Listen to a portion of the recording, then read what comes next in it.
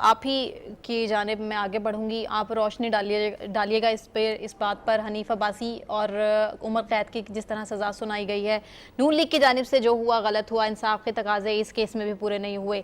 आपको क्या लगता है कि इलेक्शन कमीशन ने इसके बाद जो किया कि इलेक्शन मुलतवी कर दिया है 60 का, और शेख रशीद साहब चाह रहे हैं कि कुछ भी हो जाए इलेक्शन हो, आपको क्या लगता है इलेक्शन कमीशन का फैसला ठीक था?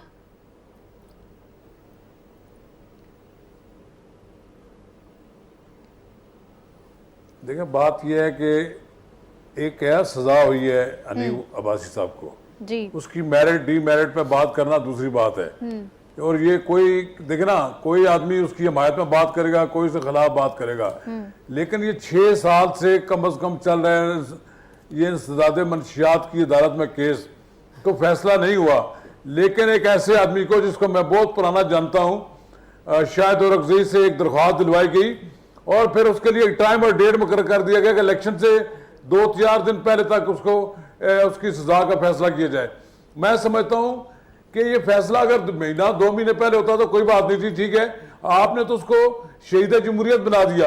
अगर उसको फैसला सजा होती 2 महीने पहले तो कोई इस पे आवाज नहीं उठाता। दूसरी बात अच्छा, नवाज रजा साहब फैसला हुआ, ठीक हुआ, टाइमिंग्स का मसला है सिर्फ कि दोनों हलकों में इलेक्शन हार रहे थे, उन्होंने हनीफ अब्बासी को टारगेट बनाकर या जी, मैं ये पूछना चाह रही हूँ, आपके मुताबिक जो फैसला आया वो दुरुस्त फैसला आया, यही फैसला आना चाहिए था? आपने क्या कहा? टाइमिंग्स का मसला है जी, इस टाइम पर फैसला नहीं आना चाहिए था। नहीं, देखें, वो फैसला इलेक्शन कमीशन ने वो किया है। इलेक्शन कमीशन के रूल्स में कहीं नहीं लिखा हुआ कि आप इलेक्शन मुलतवी कर सकते हैं या नहीं कर सकते हैं, ये उनकी सवाबदीद है।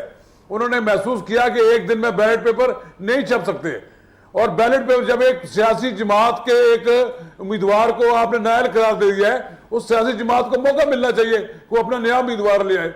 फिर देखेंगे जनाब, घोड़ा भी मैदान में हो। आप हाथ पांव बांध कर वहां से एक आदमी को निकाल कर आप चाहते हैं कि आप बिला मुकाबला बन जाए, आपको कोई मुकाबला